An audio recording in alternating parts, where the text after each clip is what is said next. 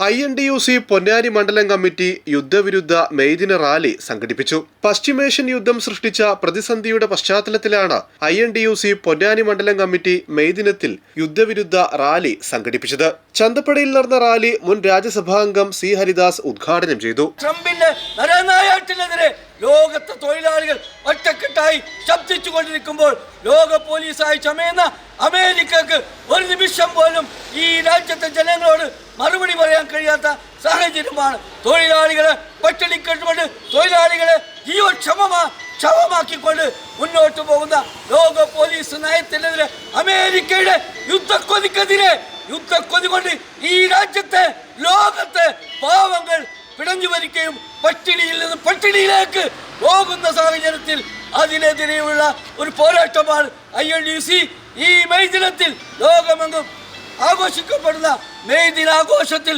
യുദ്ധത്തിനെതിരെയുള്ള ഒരു പോരാട്ടമാക്കി എടുക്കുകയാണ്.